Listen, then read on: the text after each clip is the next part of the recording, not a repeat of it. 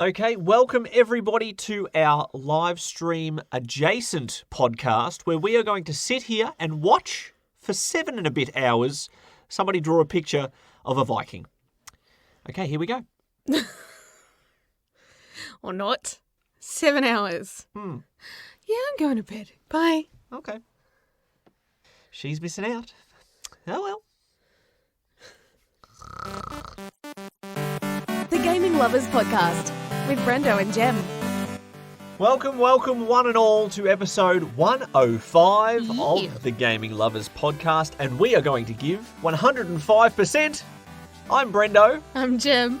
And we are the Gaming Lovers. 105% is actually the highest possible completion rate of Crash Bandicoot 3 Warped. And let's just say that revealing that little nugget of information to who would become my future brother-in-law was a founding pillar of our friendship. There you go. So there you go. It's not what you know, it's who knows what you know about Crash Bandicoot 3. Right. And on that confusing note, in today's episode of the Gaming Lovers Podcast, we're going to be taking a look back at the Assassin's Creed series. The many entries in this series. We are only going to focus on the main games, so there will still be many. But if we went into spin-offs and comics and novels and everything else that Ubisoft has milked out of this franchise, we would be here for the whole 7 hours. We promise you, we will not take up that much of your time.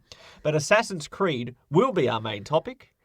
But before we get there, of course, we have to make ourselves accountable for our successes and failures in the gaming landscape in the past 7 days. It's time for Gaming Goals! Gaming Goals! Very nice. Gaming Goals! A little bit of a reference to Assassin's Creed Odyssey. I like it. Stop, you're going to make me want to play it.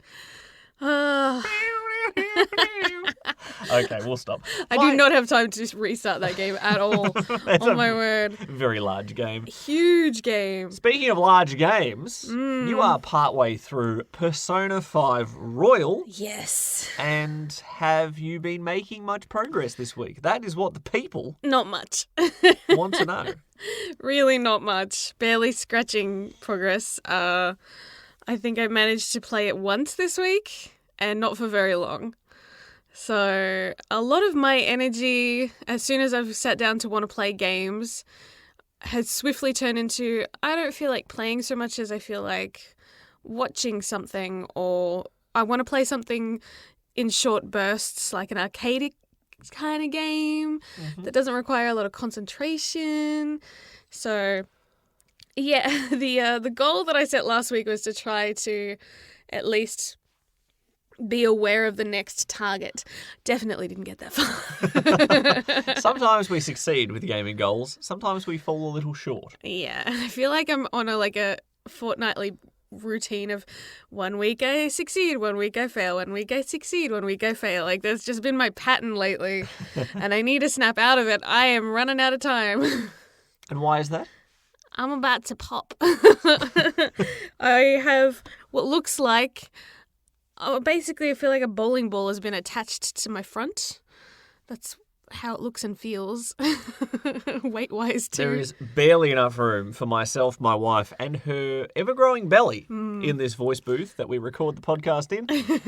It's okay, dear. There will be time for games after baby arrives. This is something that I have to get through my head as well, because there's been so many large games that I've wanted to get through, and trust me, talking about the Assassin's Creed series will probably influence me on wanting to lean towards one of those, because it always does. Yes. I am terrible when it comes to the power of suggestion. Me too. But there will still be time for games. You just won't have any actual memory of them because we'll be so sleep deprived. I guess there's some benefit in the sense that we've played the main part, like the main original Persona 5. Yes. So it's only the new content that I have to be really focused for. But they've changed the way that they do battle strategy and some of the layouts not totally, but like parts of the palaces. So it takes more brain power than you expected. Yeah, I still have to focus because I wasn't as attentive with the first palace for Kamoshida, and that's how I ended up having to go through almost all of it again so I could backtrack and open up certain things because I missed will seeds. Because I'm a completionist, I can't not go back and get it. So, yeah. I've been very slow and methodical and deliberate, and every time I think about sitting down and playing it, as much as I love and enjoy the game, there's a big part of me right now that's just going, oh, no, it's too much work. It doesn't feel as much fun. Is it the length of the game that you think is dampening that as well? Not so much the length, like, because I always played in chunks anyway, but just... I don't know, the idea of having to constantly refer to my phone, and if I feel like that maybe ruins a little bit of the flow because I'm referring to a guide and I'm reading ahead, making sure I haven't missed something. And you wouldn't dare play a Persona game without a guide. No. I really wouldn't. There's too much chance, especially when there's new characters that they've introduced. I've got less time to make sure that I get all of those filled correctly. All it takes is stuffing up one day, and that ripples out. I've said this multiple times already about how cautious I have to be about that. So, okay. Yeah. Well, look, you may have fallen short with your gaming goals, but somebody had to pick up the slack. And it wasn't me, because I also got nowhere near my gaming goal this week. I've been playing Final Fantasy VII Remake. Mm-hmm. Bragged that I was probably going to beat it this week. Yes. Nah. Did you even play it this week? I did, and the Shinra building is what I had planned on doing the entirety of. I barely even reached that location.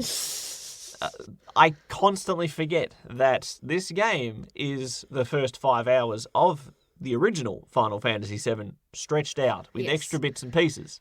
It's kind of like, instead of Hubba Bubba, you had that fruit, like the roll-up tape that goes for like a meter that was in those canisters you like stretched out. I just wanted some bubble gum, and now I have a meter of it. Yeah. Have you ever tried to put one of those things, like the whole thing in your mouth at once? I wouldn't be so stupid as to do that. Have you? Of course I tried it. Your jaw gets really sore. Anyways, now that I've derailed us. I do like seeing pictures of people just biting into the roll itself. Yeah. That's like they do that with Kit Kats too. Mm-hmm. Yeah. Anyway, Final Fantasy VII Remake, just because I know the next location is going to be the Shinra building, just because the characters say, all right, we have to go to the Shinra building, doesn't mean you're going to get there very quickly at all. I had a bunch of side quests. I didn't want to leave anything undone. I wanted to get as many upgrades as I could. I wanted to get as much materia as I could find before I went on to what I assume is the end game, because the characters are constantly reminding me this is a one-way trip. Yep. Once you head to this objective, you are on that path and you are not coming back. So I wanted to get everything else done and thought, all right, let's go. We're on our way. And then the journey there took like an extra 2 hours, and there was a boss that was whooping me until I figured out how to actually take care of it. It's not through brute force. I'll just explain that. But I got nowhere near my gaming goal. And the other reason I didn't get anywhere near my gaming goal is because I decided to play something else. Mm-hmm. Is anyone surprised at my gaming behaviour? No. My wife is not. But after spending the time talking about our favourite YouTube channels, I went on a little YouTube binge through some of their back catalogues. In particular, the Dark Souls series started to claw at the inside of my brain like a little parasitic slug. Mm-hmm. And I wanted to play something Dark Soulsy. I mean, I enjoy exploring in games like Final Fantasy and everything else I've been playing, but I love the exploration aspect in particular of the Dark Souls series. Mm-hmm. So I thought, do I restart number 1? Because my good buddy the Falcon basically held my hand through that entire game, and I sort of dampened the experience there. 2, I started on a live stream I don't like the pressure of a live stream with a game like that, where you are going to make mistakes.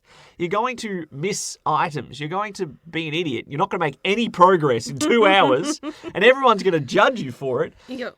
So I didn't like playing that one. So I went back to Dark Souls 2, and within one session, I was back to where I'd previously gotten to. I started a fresh, clean slate, new character, using the knowledge I had with no spoilers.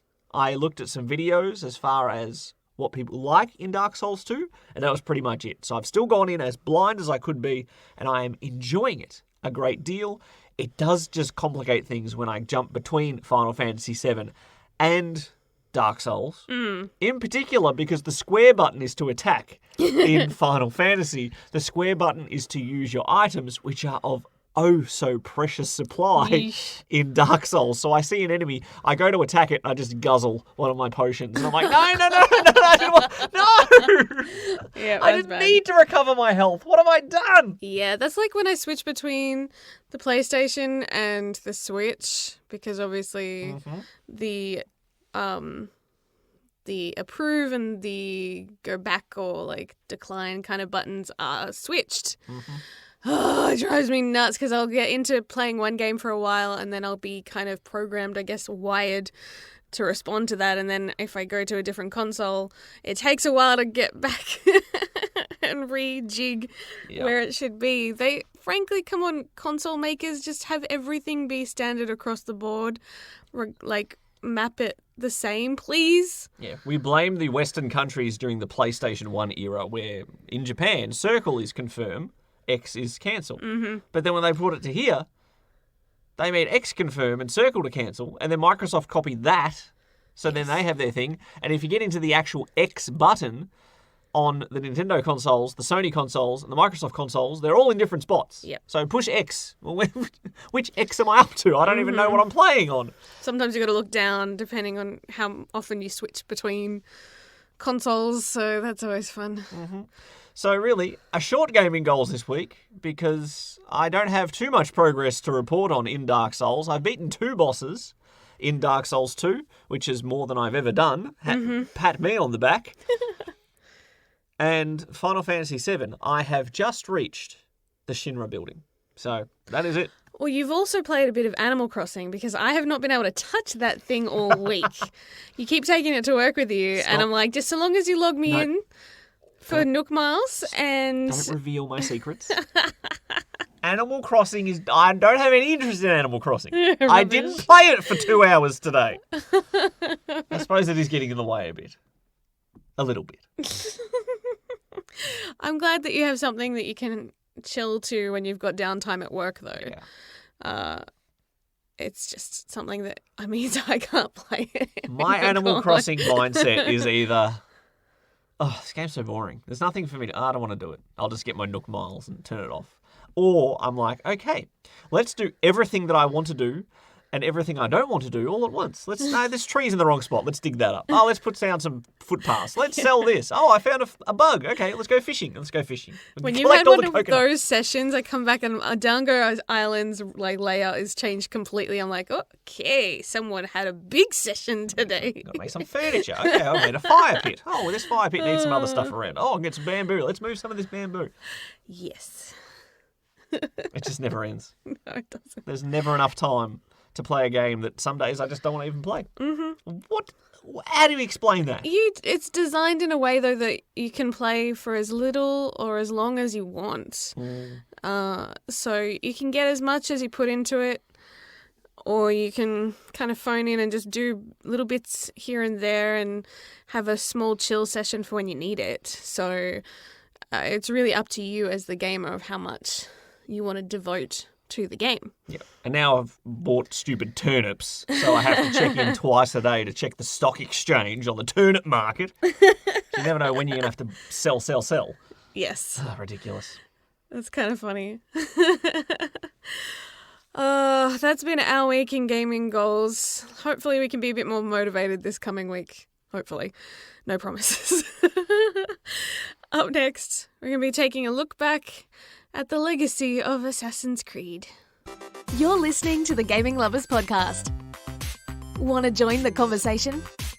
visit thegaminglovers.com. Record your comment or question by clicking on the button on the right-hand side. And you could be featured in the next podcast.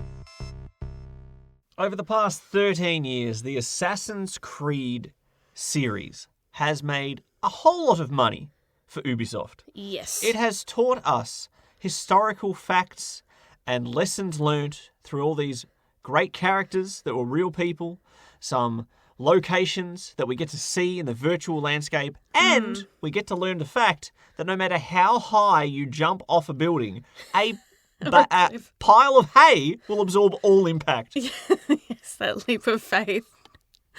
I don't think I would ever try that in real life. You need a lot of hay to really break your fall. I think historical facts comes with a little bit of asterisks next to it. There's definitely historical figures and landmarks. They're not always faithfully depicted, and there's definitely a lot of creative license taken with historical figures as they're being shoehorned into essentially what is a fictitious storyline. Yes. Early on, they made some efforts to make sure that any big historical figures, if they had, really notable deaths in the game, that would be accurate to what was written down historically as how they died and when they died. Same city, same year. Yes. But in later events. Later games, they just kind of went, who cares? Let's have fun with this.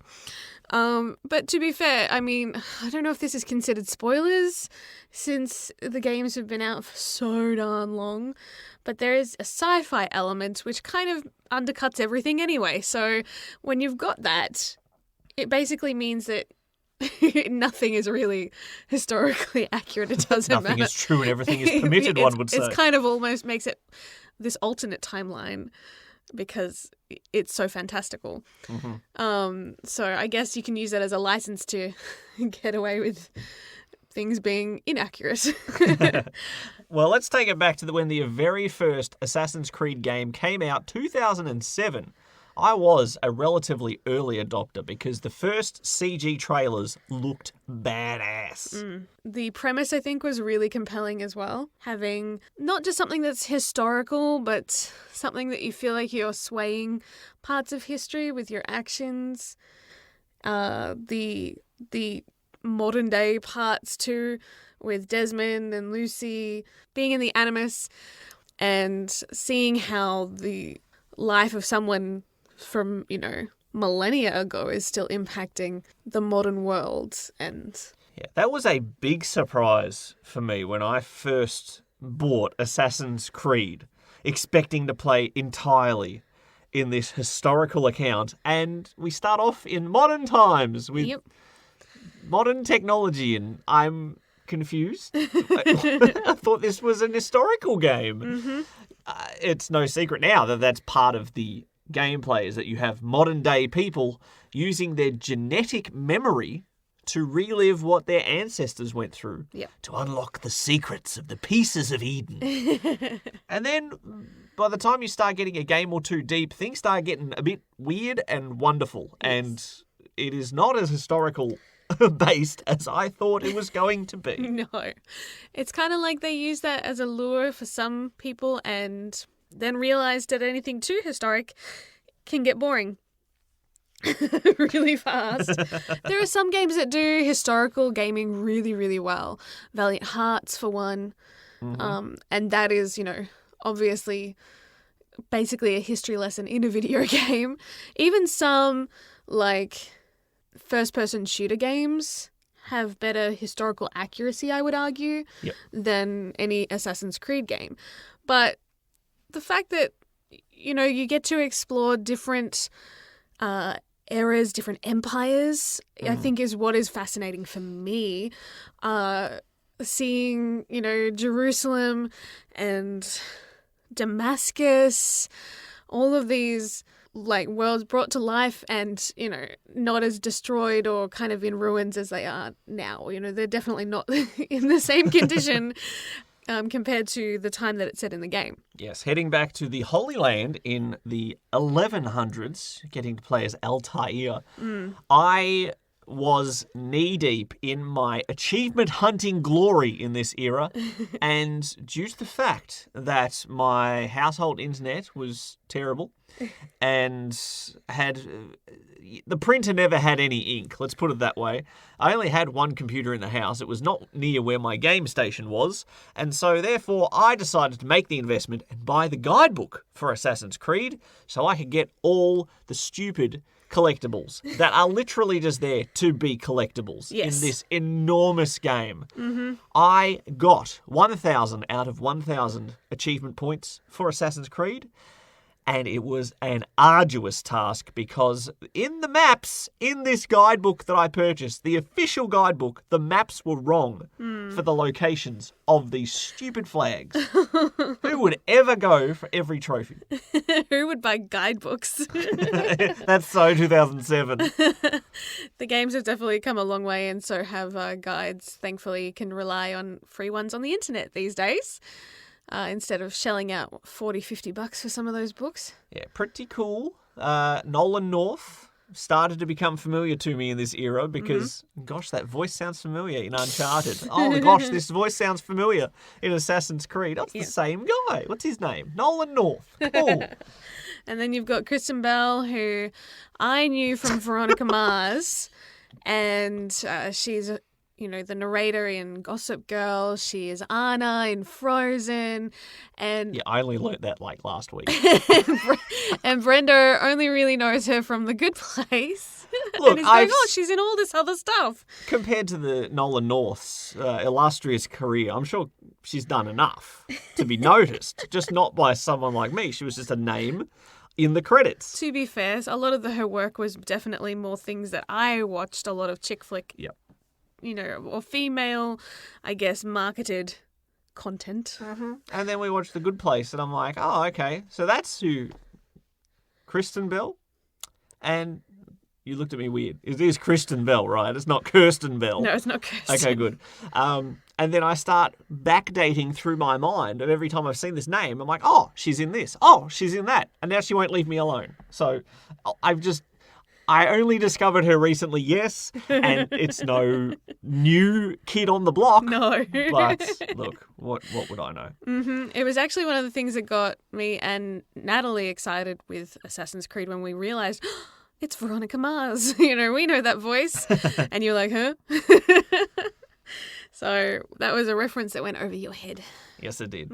2 years later, Assassin's Creed 2 showed up, featuring one of the most popular characters in the series. Ezio Auditore. We named our ferret after him. Yes. Our very first pet, collectively as a married couple, had such contenders for names as Fenris from Dragon Age. Yes. Wesker from Resident Evil.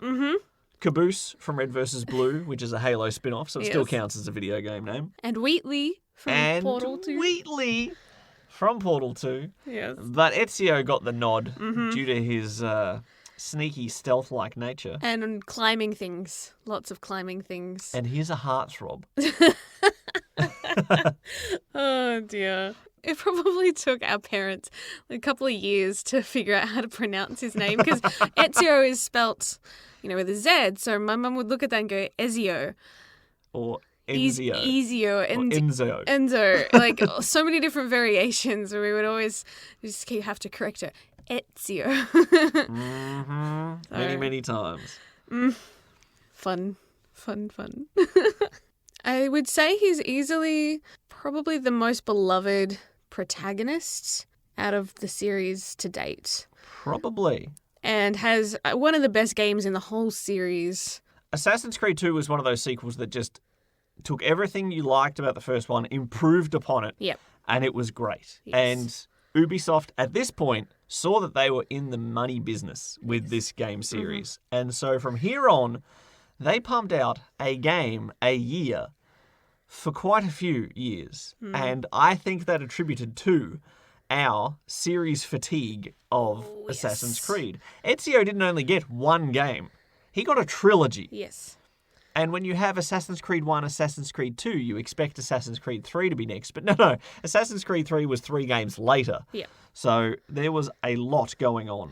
Before we jump to like listing off all the things. I feel like one of the biggest appeals from Assassin's Creed 2 was having Leonardo da Vinci Yes. kind of as your personal cue. Creating gadgets. Creating gadgets for you, as a bit of Bond almost in there, even though you're not Bond, but in a way you kind of are. Yep. It's like a medieval-ish feeling. And taking someone that's historically known and giving them this fictitious story that made it amusing. So it's going back to what we were saying before about it's not necessarily historically accurate. They're using historical figures, but in a fun way that I think is a big draw card for the series. For sure. Interestingly enough, Assassin's Creed 2, I believe, has the highest average review score of the entire series. Ooh. Which is why when some people say it was the high point of the series, that's not just made up mumbo jumbo. That is scientifically backed by Metacritic, of all places. Part of me hopes that kids that have grown up playing these games haven't assumed that the history that is in them is 100% accurate. Could you imagine them writing essays for schools explaining, how the Boston Tea Party went down and then the Templars arrived and the overarching themes of the assassins, who are usually cast as the good guys, even though they're assassins. It seems a bit strange. And the Templar faction, yes, which is frequently all the villains throughout history were Templars. Don't you forget it, history buffs. Illuminati. After the success of Assassin's Creed 2, they made Assassin's Creed Brotherhood very, very quickly afterwards. And when I played this, the beautiful thing about Facebook is that on this day will remind me about what I was doing multiple years ago. Yep. And I shouted the praises of Assassin's Creed Brotherhood from the rooftops that I promptly jumped off into a bale of hay. A bale of hay, that would be a bit rough because they're tied together quite firmly. Yeah. Into a wagon? A wagon of hay. Much more safer, kids. Make sure you do it that way. Brotherhood took a whole lot of things that were great about 2 and, in my mind, enhanced them again. And you actually recruited other assassins that would help you out. You could send them to attack a dude or distract someone. And overall, the series was improving, and I was happy to play as much of it as I could, continuing Ezio's story. And then they sort of did the same thing again with Assassin's Creed Revelation, and it did not work anywhere near as well. Sadly. I think they realised that they had a cash cow on their hands and were determined to milk that sucker dry. And that doesn't work well in any form of media. Whether it's movies or TV shows and networks that refuse to let a show end when it should have and keep extending it. Like Supernatural's a really good example. That show was designed to end, I think, after season 6 was when the writer had, written that main arc, and those first 6 seasons, flow really well. And then season 7, it's like hitting reset, scrambling to justify why they're still around for 15 seasons now. That's a long extension.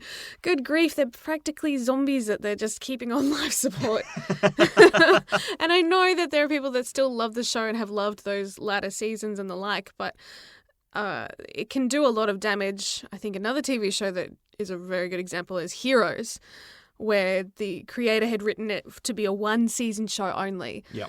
And that first season is amazing, and then the rest suck eggs. So bad, because they weren't designed to be using the same cast. It was supposed to be, if they were going to do it, totally fresh faces and a new story, and they refused to do that, and it completely ruined its reputation in one fell swoop. So, unfortunately, video games fall prey to this as well, where they had a solid idea and then went, oh, this is making us money. Let's make one really, really quickly off the back and just reuse all the same properties and engine, and we'll just give it a new coat of paint, and they won't know the difference. It can charge them for a full game again instead of it being to DLC. That's right. Assassin's Creed Brotherhood took place in 16th century Rome, which was pretty darn cool. Yep. Again, experiencing the high points of this series. Assassin's Creed 2, average review score 91. Assassin's Creed Brotherhood, it's a couple points down, 89. And it also introduced me to the concept of the Borgia family, which promptly went on to become a TV show that was quite popular as well. Yes, it was. Very brutal. And then after that, Assassin's Creed Revelations dove down to an average score of 80, which is not a bad score. Still respectable, but not great. But everyone was starting to see that if you want to keep playing this game every year, it's going to eat up a lot of your time. There's a lot to do in these games, especially if you're a collectible hunter like we are. And it started to wear on me. And to be honest, that is where my first run of Assassin's Creed games ended for quite a few years. I did not play anything at the time when it launched for many, many years after that. Yes. And there were fortunately a couple of duds that really came out in that time period too, which hurt its reputation even more. It's taken a while to really recover a little bit, and the change in direction later down the road, which we will get to, I think has rejuvenated the series a little bit, even if it has upset some of the diehard loyal fans. Yeah. So after visiting Constant Monopoly as Ezio, finishing off his story, which admittedly is a great journey to go through, but there's so much filler in these games. There's so many slow missions where you're just following someone in the bushes while they talk to their guards, and it just feels like it takes so long to get through a boring mission at times. The good thing is, though, don't forget why Desmond Miles, your modern-day protagonist, was doing this. He was doing this to prevent the historically accurate 2012 apocalypse. Don't forget that that happened in real life. Oh, dear. Very few improvements on the game mechanics over 2 Brotherhood and Revelations. They are available as a HD collection. The HD collection has an average review score of 72. So you can see that these designs, while they were cutting edge at the time, may not age well, because, I mean, even the most recent one of those games, Revelations, came out in 2011, which is 9 years ago. I can't believe those games are that old. But don't worry, because we got a new setting, a new era of games, starting with Assassin's Creed 3, and we're off to the American home front. It was one of those decisions that had me a little bit scratching my head, because colonial America didn't have, skyscrapers to climb and those high points to get those cool vantages and to synchronize with that you do every time you're in a new area. So a part of me is like, is this going to be as much fun going rooftop to rooftop like you usually do? I don't know if... I mean, it's still fascinating, the setting with which it's in, but little things like that can impact the appeal, especially if that was one of the more fun mechanics from the originals. Yeah, so instead of climbing up this giant cathedral that's like 12 stories high, you just go up to a 2-story church, and there you go. There's your viewpoint. Up the steeple. Check it out. It was a great criticism at the time. But could you just rattle off the name of the protagonist you play as right there? Connor? No, the one that... That's his also known as, but what's his official name? Oh, I'm going to offend people trying to say this. Ratonaketon. Okay. Yeah, he's also known as Connor. I'm sorry for butchering that. Half English, half Native American. Now, I took a couple of goes to try and start Assassin's Creed 3. Yes. Because I still had my mindset of, oh, there's a collectible, I have to collect the collectible. There's a floating page in the wind, I have to collect that. Oh, there's a feather. I have to collect feathers in nests. They started to put so many pointless collectibles in these games. Even someone who, I play Banjo-Kazooie. I've got to get every note, got to get every jiggy, got to get every mumbo token. That's just how I'm built. I play a game this size with this many collectibles. It's just too much. So I failed to start Assassin's Creed 3 twice. Yep. Then when I refocused many, many years later, I would actually love to check my trophy data, my achievement data, and find out when I actually finally got through Assassin's Creed 3. But I played through the entire thing, and I quite enjoyed the story to the point that it relit the fire that had fizzled out for my love for Assassin's Creed 3. I kind of liked the American, War of Independence, the whole scenario, because there were people, even though we're Australians, we still know who George Washington was. And lesser known people here, maybe like Charles Lee and these other characters that you do hear in passing at times, even though it's not as important to our history, but things like the Boston Tea Party that you said, that of course it historically happened with this one person who was very important, apparently. Well, that's one way to upset the Brits. Get rid of their tea. And make them the villains. Or just microwave the tea. That'll really upset them too, legit. Why do people microwave tea? I don't understand. Do you not have kettles? That's been one of the most baffling social... It's like one of those little weird tiny differences. It doesn't really mean much, but it definitely makes some of us scratch our head and go, why? Anyways, I keep derailing this. That's fine. Assassin's Creed 3 had a long story about Connor and his conflicted heritage, being half Native American, half not so Native American, and the different viewpoints that draws in. I'm sure there were examples of that in true history that maybe weren't as dramatic as an Assassin's Creed saga, but you never know. And proving my point, this game came out in 2012. I finally played through it properly in 2016. I needed my time out from the Animus. And overall, Assassin's Creed 3, huge commercial success, 12 million copies worldwide, and Ubisoft knew that there is no letting off this breaks. Now, with the exception of a side game, I did say we're not going to talk about the side games, but there is a PS Vita title called Assassin's Creed 3 Liberation, which is set in the same time, featuring some same characters. I played that to its entirety, and I quite liked it as a portable game. Was that when they had their very first female protagonist? Yes, they did. Aveline. And of course, she gets shoehorned to the side game anyways. That was remastered as well, but is not as enjoyable because it was built as a portable title. Yeah. More graphic restrictions and things like that. But what now? We're back to the races because Assassin's Creed 4 Black Flag, possibly my favourite Assassin's Creed game ever. The protagonist is good. All the side characters are good. We're doing pirate stuff. Naval combat is a primary thing. It started off in Assassin's Creed 3 in a minor role. They realised that's what everybody loved. So let's go to the Caribbean. Let's beat pirate life for me. Yo-ho, and a bottle of rum. I still sing some of the sea shanties when I'm driving my car, when I'm driving my trains. I don't actually pilot boats or anything nautical, so I don't think they're quite applicable. But it was a very early game I got on our PlayStation 4, and it quickly became quite possibly my favourite PS4 game around that launch period. I do remember hearing those shanties quite a bit, and any game since where there's been boats, there have been songs that have been relevant to the time period as well.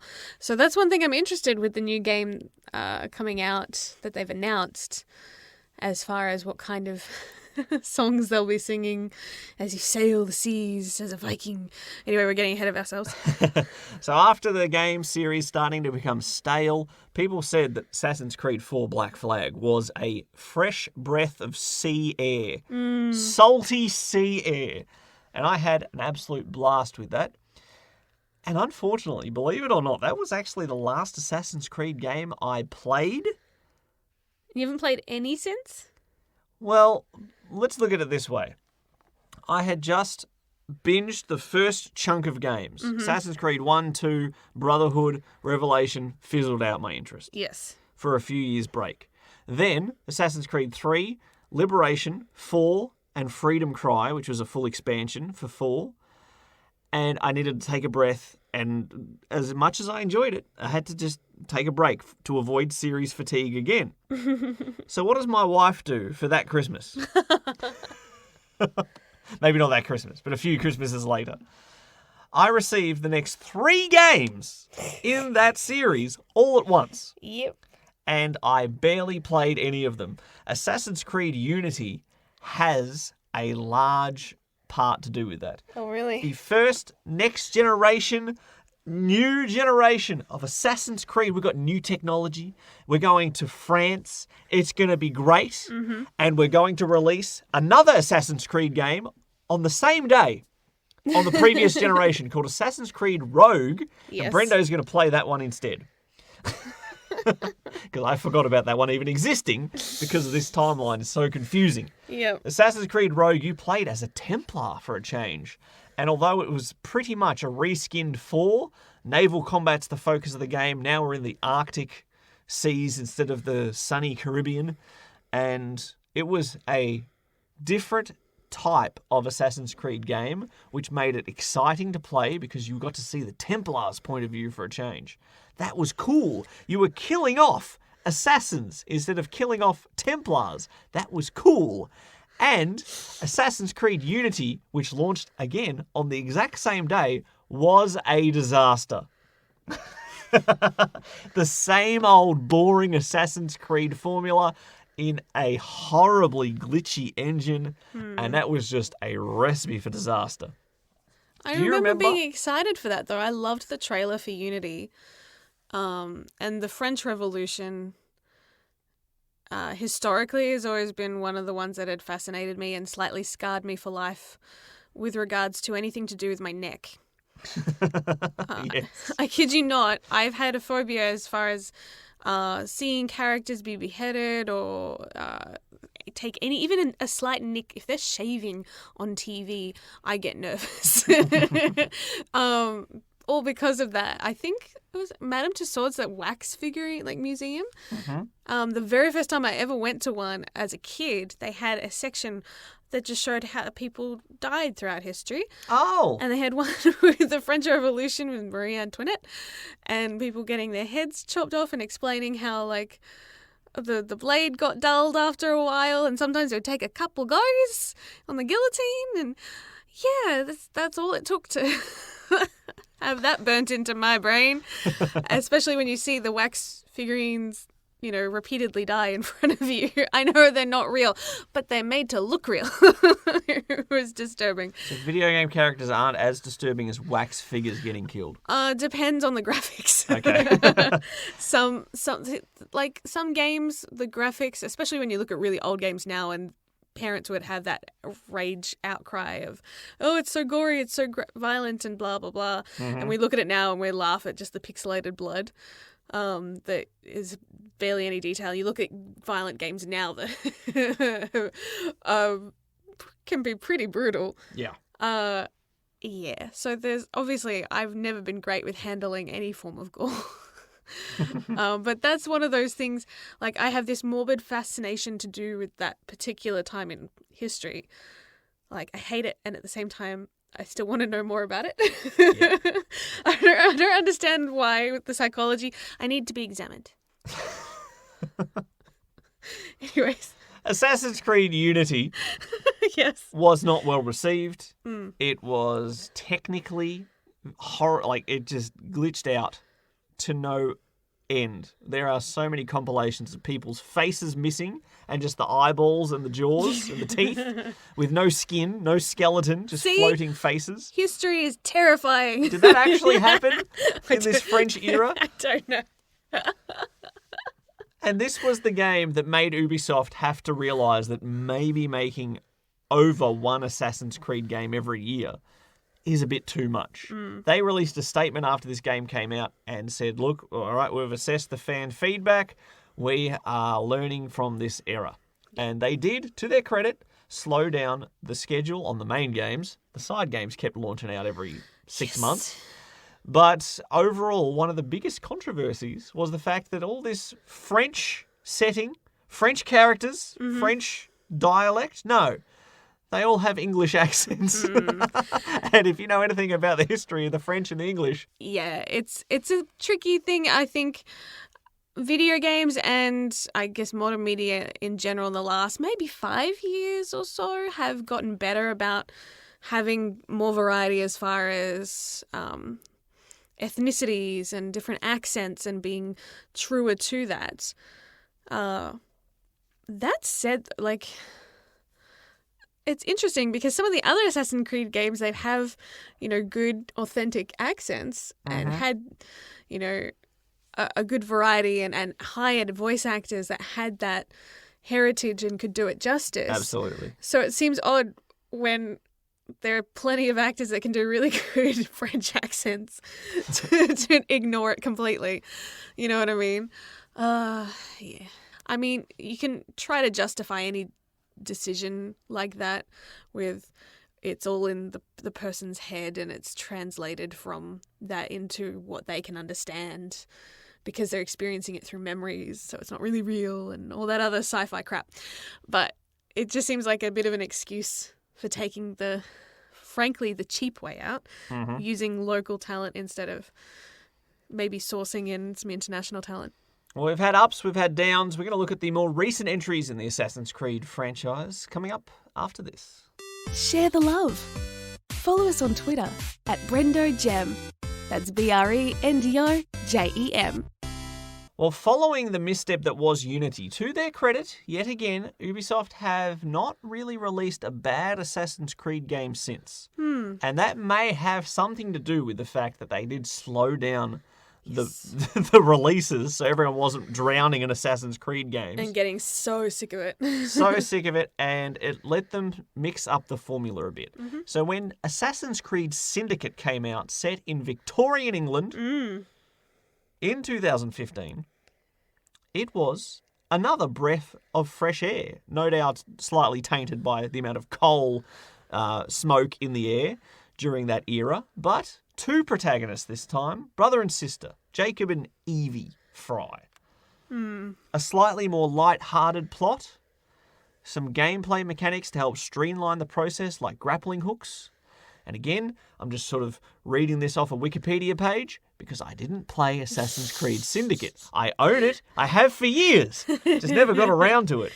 And because I avoid spoilers so much, I actually know to be completely honest with everyone, I know very little about Assassin's Creed Syndicate. That's probably the one I know the least about too.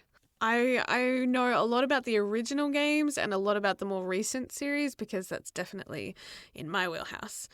But yeah, that middle gap, I think maybe it's because you also avoided them and I haven't been a backseat gamer for it, so I don't know. Interestingly enough, it's set in Victorian England. It was the second worst selling Assassin's Creed game besides Rogue in the UK. Is that strange? They're just like, oh, it's our history. Like, who cares about that? We know that. We know that one. As a reflection of how sort of middle of the road the Assassin's Creed games have gotten at this point in history. In our history, not the Animus genetic history business. They were constantly good games, but they weren't anything groundbreaking. They weren't catching everyone's attention. They were nominated for a lot of awards over 2015 and 2016. The DICE Awards, the Game Awards, GameSpot's Game of the Year, IGN's Best Of, the Writers Guild of America Awards. Nominated all over the place, but they didn't win a single award. So that just proves they were doing good games, but nothing excellent. Yeah. And so with the next entry, they decided to rejig the formula more than they probably ever have when they announced Assassin's Creed Origins. Yes. Hit the reset button for sure. Hit the reset button, bring in some new RPG-style elements, a lovely open world set in Egypt, and you get a pet falcon, for goodness sake. I think it's a falcon. Maybe it's a hawk. I don't know my birds of prey except for my good buddy, the falcon. It could be an osprey. I don't know. But again, Assassin's Creed Origin is a game that I own. And have not played. It's never been a priority. Part of me has wanted to play it because again, I have that love it, hate it relationship with Egyptian mythology where I'm fascinated, but I'm also creeped out by it at the same time. Do they have wax figures as well? No, but they have some really creepy things that they did, okay? Yes, they did. especially just even with their burials and forcing all the slaves and servants and sometimes even whole families to be buried along with one person because they wanted them to be there when they came back, just seems like a really cruel way to kill a lot of people. Anyways, Origins might be potentially, I can't say this definitively, but it could be one of the most accurate depictions of ancient Egypt and of just a historical timestamp in their games to date. Mm-hmm. They brought in so many experts to help to map the pyramids and make sure they're the exact right length from the Nile and all these things. They even had archaeologists come in to help them map out all the caverns in the pyramids of what they know, what passages there are. So the passages that you explore in game, aside from like 1 or 2 hidden chambers that they added for extra side content, they're all like legit. If you could memorize those patterns, you could actually explore the actual pyramids in real life that way. That's pretty cool. Which is a real attention to detail. And obviously, you know, there is a lot on Egyptian culture, and we know a fair bit about most of their pharaohs over the years. They did a good job of keeping track of all of that with their murals and the like. So being able to pay homage to all of that, and you've got a really fascinating time in history that they chose with Cleopatra and her brother fighting, and the rise of Caesar. It's a fascinating time. It's a fascinating location. Yeah. Everybody loves Egyptian mythology, which is sprinkled in there. Yeah. Assassin's Creed does a great job of, especially in this era where the main game is more serious, but then you've got weirder, more what if or completely sci-fi based DLC. Yep. Like the tyranny of King Washington for the Assassin's Creed 3. Oh, George Washington found an evil crown and now he's turned into a crazy king. Oh no. And now we've started to get some, you know, Egyptian mythology with the DLC here, but they also had a discovery mode which was far more educational. Yes. I think they realised their potential for that, and so they took a bit more effort in actually making it more historic and accurate, because people were referencing these games for history, or at least, you know, making them want to learn more about history, which is a good thing. Yeah, you and I said from the earliest days of Assassin's Creed, we were fascinated to see cities like Jerusalem and Damascus, and now you can see, in a non-combat sense, you can freely walk around and explore ancient Egypt in its most accurate representation with high-definition graphics. That's pretty cool. If I was a kid, I'd be all over that. And the interesting thing is, too, the time in history that they chose was not even Egypt at its peak power.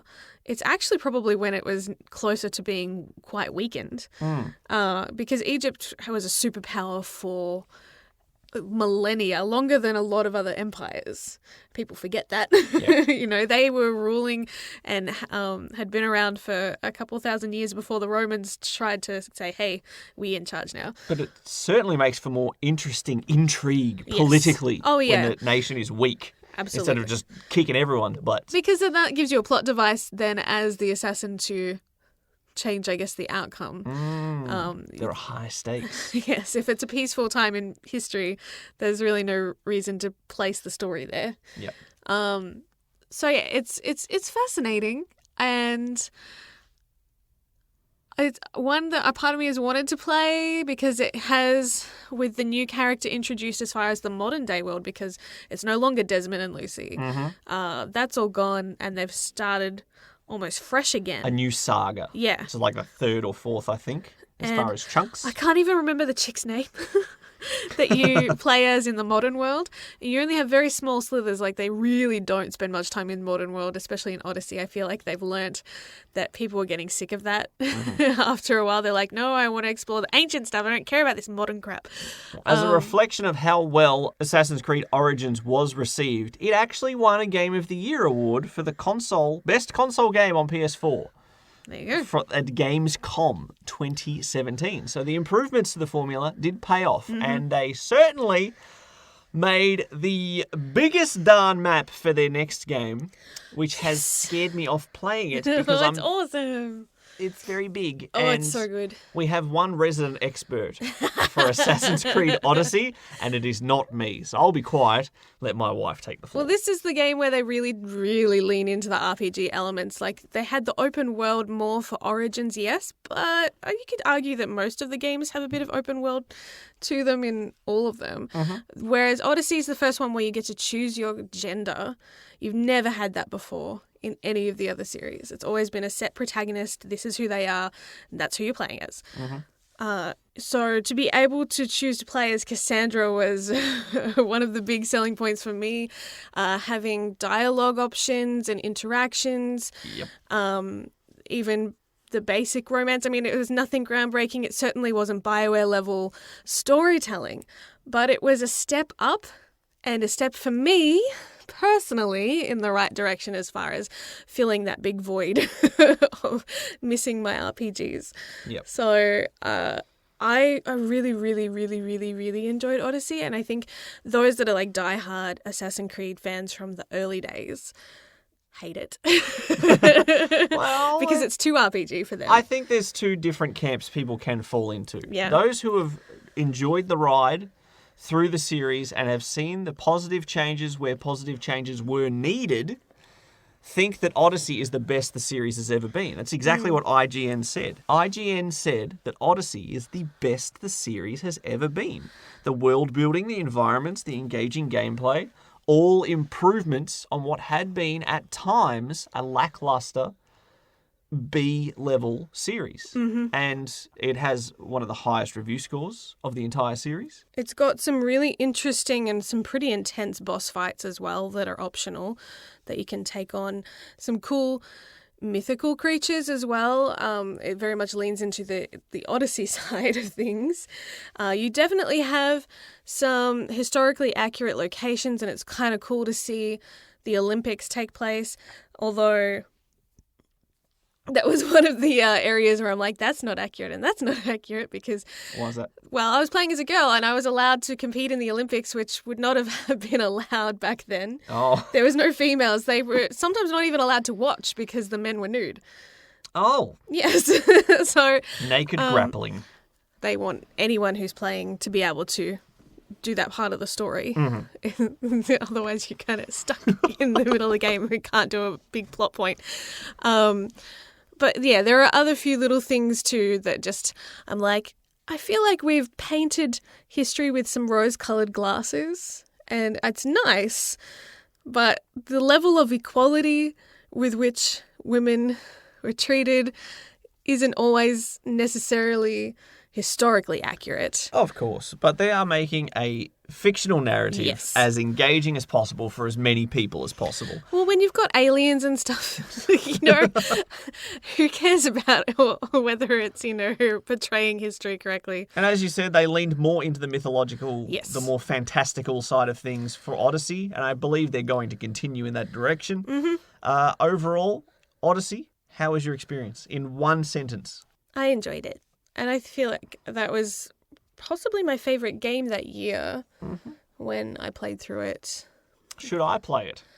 When you have the time. Look out, everyone. It's making a rocket, but being me, I have to play through all Unity, the others first. Syndicate, Origins, and then I'll get to Odyssey. Yes. And then I'll be like 84 years old. And that'll be just and there'll amazing. be several There'll be other like games. 18 more games in the next decade, no doubt. But the reveal was made this week, and this is why we're talking about this series, is that Assassin's Creed Valhalla. Yes. We're focusing on the Viking territory. Some people up in terrors of the sea. Sorry.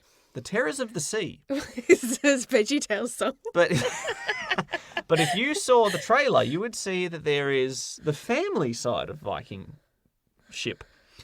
And they are not just the bloodthirsty pillagers and destroyers that we're all famous in history, but we get to see those more vulnerable side of the Vikings. They're still being family men playing mock battles with their children. Yes. So we're going to see a more three-dimensional sort of, multifaceted story featuring these Vikings are always very popular. Yep. I think they've kind of come back into vogue the last decade, really. Well, many people tweeted saying, this is just copying the success of God of War It's ridiculous. God of War's been around for a very long time. Oh, the Norse mythology. true. No, this is Santa Monica's territory, thank you. How dare you? And to prove that he is among our favourite game developers ever, Corey Barlog replied and said, guys, you know Vikings have been around for many, many years before God of War decided to draw a little bit from that inspiration. There's plenty of Norse mythology to go around. Yes. So isn't he just the best dude? I'm just waiting for them to do an Assassin's Creed one, like, set in Jane Austen times. Oh. Pride, Prejudice, and Hidden Blades. That was a big deal. For those that What, have watched Hidden Blades? in Mr. Darcy. okay, maybe in the zombies version. Ah. No, in the trailer, right at the end, the Hidden Blades made a return. That was one thing that was lacking from Origins and from Odyssey that upset a lot of longtime fans. Honestly, I didn't care so much because I had the spear, the family like heirloom spear that you throw, which can help you kind of teleport a little bit. I'm like, frankly, that mechanic was way more fun for me. But I'm happy for longtime fans that they have something that they treasure back.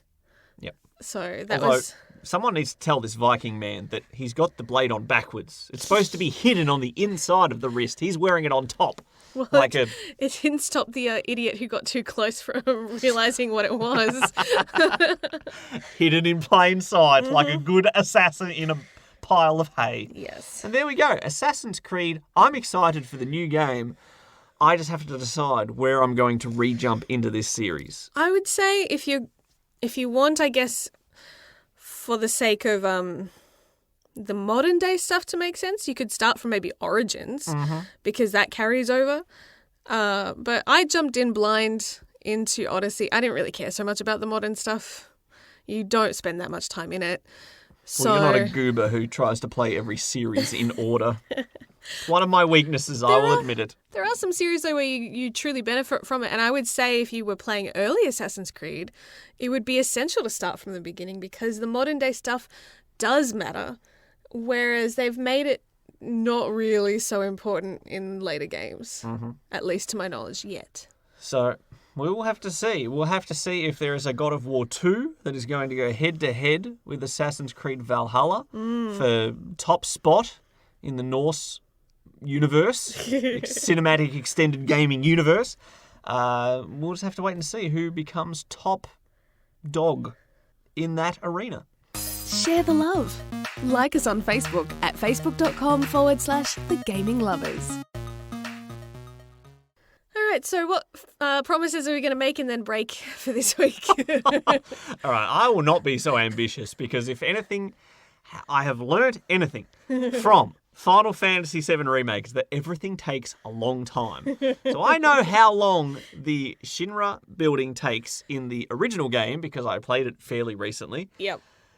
I'm going to extend that by like sixfold. So I'm going to say I'll get halfway through the Shinra building. Maybe find a certain party member that I believe should be making their debut within the next few hours. Ooh. Those who are in the know are in the know, and those who are not are in not know. I'm a not know. Anything else that you want to add to that list, or is it just Final Fantasy? Well, for the change of pace, if I'm not in the right JRPG mindset, Dark Souls 2, I have opened up quite a few new branches. I have stumbled my way through the Phantom Foggy Forest by sheer dumb luck, so I'm kind of happy I did that. I've found my way down the hole. There's a giant hole that you have to jump down very carefully to survive the fall with a certain ring on to reduce the damage. And I have finally got enough health to explore down there as well. And I believe there's also a waterway that I pulled a little chain and opened up that as well. I love when there's multiple paths. I'm not doing what my brain is screaming at me to do and Google which order should I explore in what to make sure I'm level appropriate. I'm just going to try one, and if I get owned to a horrible degree, I'll take another path. I think if I was ever big fat if, to attempt a game like that, I would stay close to one of those campfires and just keep farming like low-level goons and then leveling up and leveling up and leveling up until it wasn't really doing me any good and then move on. No, it's a legitimate strategy. It is a legitimate strategy. They will be the 2 games that I'm focused on this week. What about yourself? What do you plan on doing? What do I plan on doing? What This do I week. hope to do? I hope to play Persona 5 Royal. Yes, please. What am I likely to play? Something like Stardew Valley or Animal Crossing. Or maybe even more Overcooked. Ooh, and Moving Out. Oh, yes. Completely forgot about Moving Out, which Yeah. did come out this week. We have had our eye on it. It was included through the wonder that is the Xbox Game Pass, so we didn't even have to pay $1 extra for it. I feel a little guilty. We tried that for about half an hour. We enjoyed what we played. Maybe we'll give a better report of it next week. Yeah. And, yeah. If you I'd enjoy games forgotten all like about it. like Overcooked, it's very similar, fun couch co-op kind of game. I don't believe you can actually play online co-op for this one. I don't believe so. At least not yet. But just like Overcooked, within the first half hour of gameplay, there was fun, there was frivolity, there was frustration, and there was F words. No, there wasn't. It's certainly not from me. The F words were fridge. Help me with the fridge. Oh dear. It's made by the same developer from Death Squared. More Aussies. More Aussie-made games. Yep. We love them. Maybe we'll have some more time to play that this week, hey? Sounds good. Thanks for joining us. Until next time. Requiescat e pace? I don't know. I can't remember how Ezio says rest in peace, but that was my butchered attempt at it. I'll just stick butchered. with the language Oh I my know goodness. and say Chowski. Sayonara. Thanks for listening to the Gaming Lovers podcast. For more episodes or to watch some live stream gaming, visit thegaminglovers.com.